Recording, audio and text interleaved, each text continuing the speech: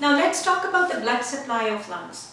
The adult lungs, they receive their blood supply from two separate sources, the pulmonary system of vessels and the bronchial system of vessels. Because we know that each lung is a combination of supporting elements as well as functional elements. We need the blood supply for both the elements. And the lungs are the organs which are helping in oxygenating the blood. So now first we will talk about the pulmonary system of vessels. Especially we will talk about the arterial supply first, and then we'll talk about the venous drainage of the lungs. So the arterial supply, we'll start from pulmonary system. So we know that in front of here you can see in the drawing, the ascending aorta is emerging from the left ventricle of the heart, while the pulmonary trunk is emerging from the right ventricle, and it's passing in front of the aorta, and then under the arch of aorta it bifurcates into two pulmonary arteries.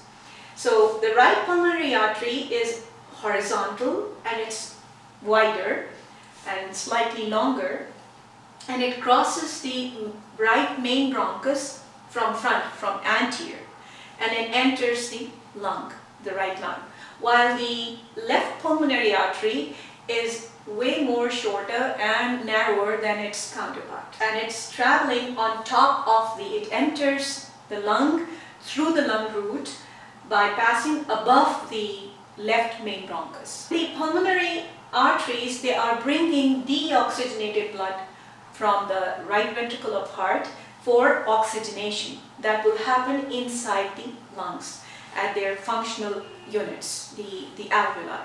The other system which is supplying the lung tissue is the bronchial system. So the bronchial arteries, we just have discussed that the left lung receives two bronchial arteries and the right lung receives one bronchial artery. So the right bronchial artery is, as you can see over here, this is the descending thoracic aorta. I have tried to show you. At the back we have the posterior intercostal arteries, which are the branches from the descending thoracic aorta. So one of the posterior intercostal artery will give off the right bronchial artery, and that will enter through the hilum, it will enter the lung tissue. While on the left side, the two left bronchial arteries, they are the direct branches from the descending thoracic aorta. That's the difference. And we can say that the left lung is much more privileged than the right lung. It's just a joke. Anyway, so what happens that these bronchial arteries, they basically are supplying oxygenated blood to the parenchyma of the lungs, and the larger bronchi, like the secondary or the lobar bronchi, the tertiary bronchi, and these were the vessels which are entering along with the tertiary bronchus into each bronchopulmonary segment.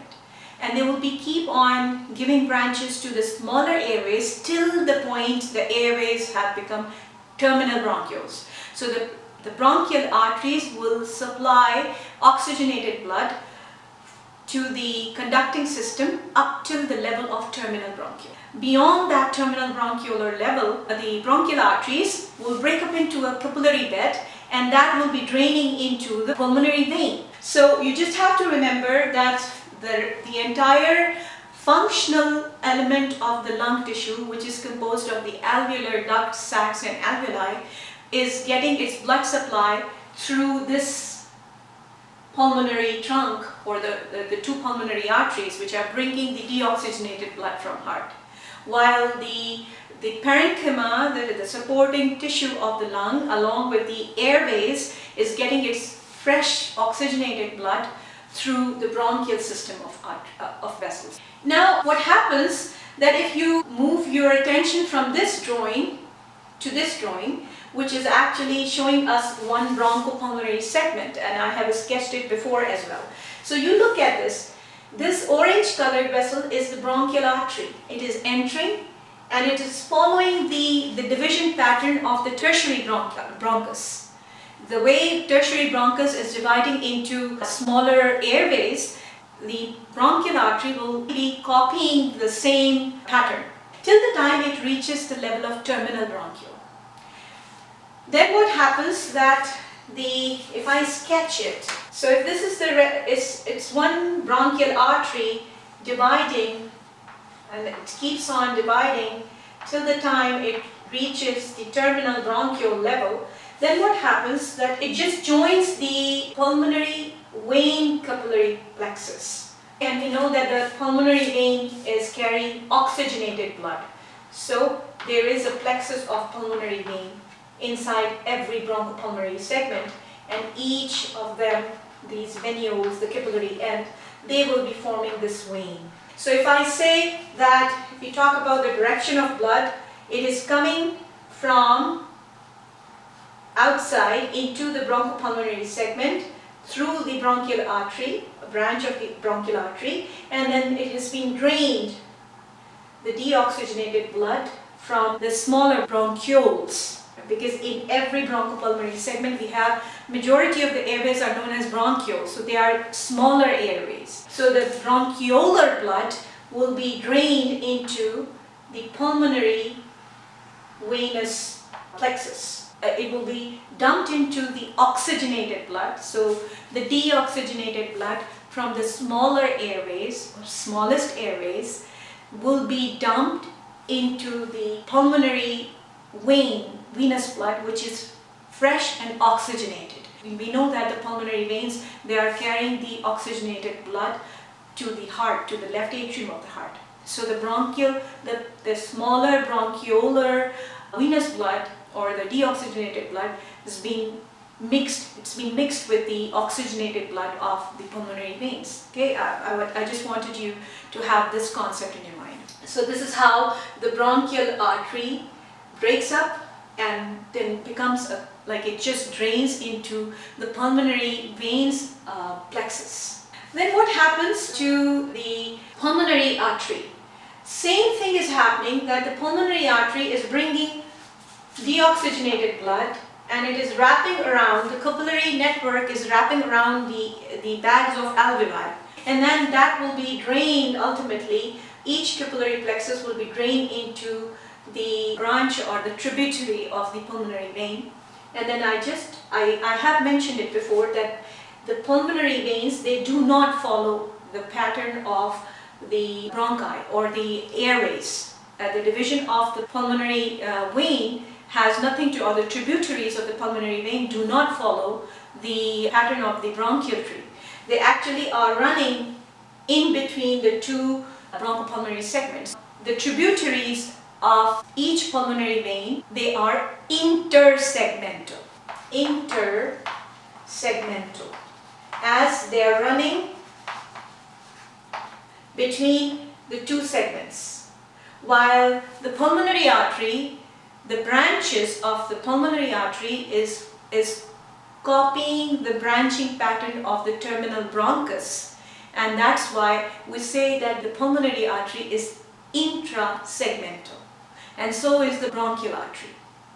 While the pulmonary vein, it's intersegmental, it's outside the segment, it's running between the segments. The tributary pattern of the pulmonary vein, that does not follow the pattern of division or the pattern that has been created by the airway. That's how blood is reaching the functional as well as supporting elements of the lung. So we can say that the lung receives a dual blood supply. And then after the arterial supply, after the irrigation of the lungs, we have to talk about the venous return. Partly we have covered when we when we discussed the formation of the pulmonary vein, the tributaries of the pulmonary vein. So there are 10 segments on the right side and there are 9 segments on the left side. So we have more than 3 pulmonary veins on the right side, like almost 3 pulmonary veins on the right side and 2 pulmonary veins on the left side. I have mentioned it before that we don't call the branches of a vein as branches, we call them tributaries. So the tributaries of the pulmonary veins, they do not follow the pattern of the pulmonary artery or the airways division pattern. Okay, so they are the tributaries of the pulmonary veins.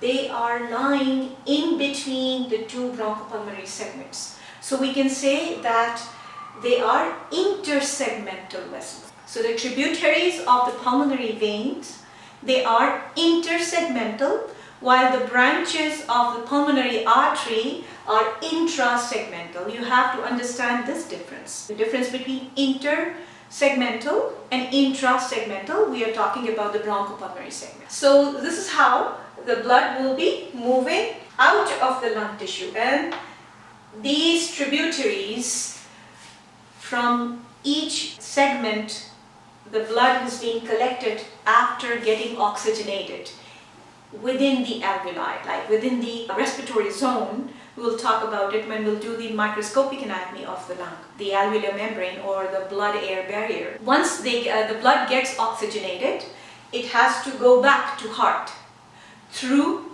pulmonary vein. So these tributaries of the pulmonary veins will join to form the bigger veins, and each lung will give off two veins, two from the left and two from the right. They will all be opening up into the back chamber of the heart, that is the left atrium.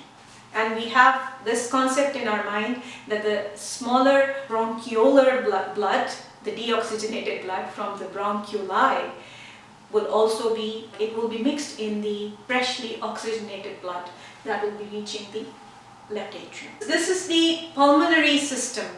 The pulmonary artery bringing deoxygenated blood to the bronchopulmonary segments. The intrasegmental tributaries of the pulmonary veins will be collecting the oxygenated blood beyond the capillary bed, and they will be taking it away from the lungs into the heart. This is the pulmonary system of vessels. What about the bronchial system? We just have discussed the arterial wing of the bronchial system. What about the venous return? So I just said that the smaller airways, which are the part of one bronchopulmonary segment, the bronchioles, they get their venous return being dumped into the freshly oxygenated blood that's been running in the pulmonary venous channel. But what about the bigger airways? The primary bronchus, the secondary or the lobar bronchi. What about the tertiary bronchi, which are entering each bronchopulmonary segment? The venous blood from the larger airways or the bronchi will be returned through the bronchial veins. We are the bronchial veins. So we have bronchial arteries entering every lung, and we have bronchial veins coming out of the lungs. And the bronchial veins are not like pulmonary veins. They carry the regular blood, like the deoxygenated blood which is coming from the larger airways. So what happens on the right side? So we have the right bronchial vein draining into the azygous vein. You know that in the mediastinum, the posterior mediastinum, we have the azygous system running. The azygous system of veins is collecting blood from the posterior body wall, from below the diaphragm and above the diaphragm. So above the diaphragm, we have an accessory hemiazygous and hemiazygous vein, while below the diaphragm, we just have azygous vein, which is climbing up through the aortic opening that is present in the diaphragm, and it just climbs up and stays on the right side. So the right bronchial vein dumps its blood in the azygous vein, while on the left side, there is no azygous vein on the left side. It's just hemiazygous and accessory hemiazygous. So accessory hemiazygous is draining the upper part of the left side of the thoracic cavity. The bronchial vein, which is emerging from the left lung, will dump its blood into accessory hemiazygous vein. So the bronchial circulation is just like any other adult circulation. The arteries are carrying oxygenated blood to the parenchyma and the airways of the lungs. The veins are carrying deoxygenated blood that has been drained from the larger airways as well as the parenchyma of the lung tissue. While the pulmonary system is actually following the fetal pattern. The pulmonary arteries, they are carrying deoxygenated blood, while the pulmonary veins are draining the lungs and they are carrying oxygen-rich blood, which was the fetal pattern. I hope that you have understood the blood supply of lungs. Now we'll move on to something which is like the arrangement at the root of the lung is pretty much clear. And I will move on to the nerve supply of the lungs. Lungs are the organs, the viscera. So we talked about the innervation of the pleura, we know that the parietal pleura is receiving its sensory innervation from the intercostal nerves as well as the phrenic nerve, while the visceral pleura is not getting any sensory innervation. It's a part of the lung tissue itself, it's part of the organ. So it doesn't have these sensory fibers for pain and touch and temperature. The lungs, they're receiving their innervation from the autonomic nervous system, just like any other organ of the body. And the lungs are a combination of the gland. We have a lot of, I'll talk about the microscopic anatomy of the airway and as well as the lung. So then we will discuss the glands which are present in the mucosa, the lamina propria of the airways, and also the smooth muscles which are lining the airways. The glandular secretion as well as the movement of the smooth muscles of blood vessels as well as airways, the smaller airways, is under the control of autonomic nervous system, the parasympathetic and sympathetic wings. Overstimulation of parasympathetic system or wing will lead to bronchoconstriction. So we can say that it is excitatory. Overstimulation of sympathetic system will lead to bronchodilation. So the smooth muscles of the bronchi and bronchioles are under the control of both parasympathetic and sympathetic. The parasympathetic has a bronchoconstricting effect, while the sympathetic has a bronchodilating effect. As far as the secretions are concerned, the parasympathetic wing of the autonomic nervous system will enhance the secretion, while the sympathetic will reduce the secretion. And same goes for the blood vessels. Sympathetic system is only excitatory in case of the cardiovascular system, in case of heart. In the rest of the body systems, we always observe that the overstimulation of the sympathetic system will lead to a decrease in everything, like glandular secretion, the movement of the muscles, smooth muscles of course, and the parasympathetic will always lead to overproduction of secretions and everything. Same is happening in the respiratory system. Now, from where these sympathetic and parasympathetic fibers are coming, so we'll move on to this drawing again. Here you can see for the sympathetic, we know that starting from the cervical region, we have on either side of the vertebral column, we have a chain of sympathetic ganglia like threads and beads. The sympathetic chain of ganglia will provide the postganglionic fibers, sympathetic fibers, and the vagus nerve, which is the 10th cranial nerve, and I kept on talking about the vagus nerve because it's innervating the larynx and pharynx and over here also. The vagus is carrying parasympathetic fibers, preganglionic parasympathetic fibers. The sympathetic chain will give rise to the postganglionic sympathetic fibers, while the vagus nerve is bringing the preganglionic parasympathetic fibers. And then what is happening? The vagus is reaching the root of the lung, and here it will be preganglionic parasympathetic fibers from the vagus and the postganglionic sympathetic fibers from the sympathetic chain of ganglia of that region. And we know that where bronchi have been given off by the trachea at the level of angle of Louis, T4, T5 disc. So at that point we have the sympathetic fibers originating from the sympathetic ganglia. There would be a plexus formation. We call it the pulmonary plexus. So there is a plexus hanging in front of the lung root, the anterior pulmonary plexus, which I haven't drawn, so if you have a look at it, so this is the anterior pulmonary plexus, will be entering the lung, and from behind, so we have an anterior and a posterior pulmonary plexus, right? So both the plexuses will be sending their fibers. It's a blend of sympathetic and parasympathetic fibers. They will be reaching the lung tissue. The parasympathetic preganglionic fibers, there are ganglia located in the wall of the lung tissue. So there would be a synapses within those ganglia, the parasympathetic ganglia close to the organ, and then there would be postganglionic fibers blended along with the postganglionic fibers of the sympathetic wing. They will travel along with the blood vessels. So the branches of the pulmonary and the bronchial arteries will be followed by the fibers, the postganglionic, sympathetic and parasympathetic fibers.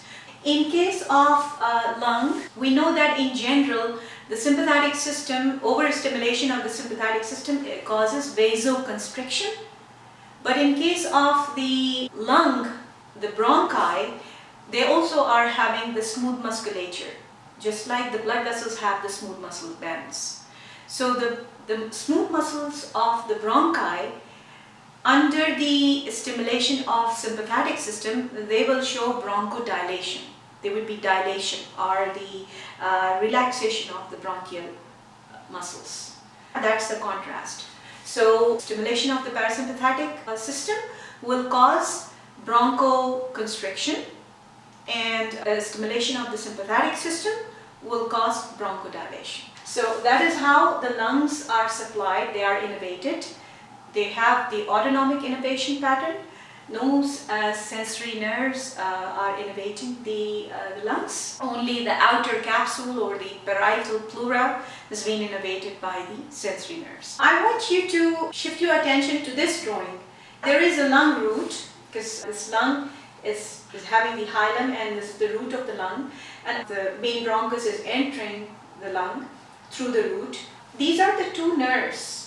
So when we talk about the relations of the lung root, the nerve which is passing behind the root of the lung, it's known as the vagus nerve or the 10th cranial nerve. So it is lying posterior to the root of the lung. While there is another nerve which I make in orange, and actually it is coming from the cervical region, and it's the nerve for the diaphragm, the phrenic nerve.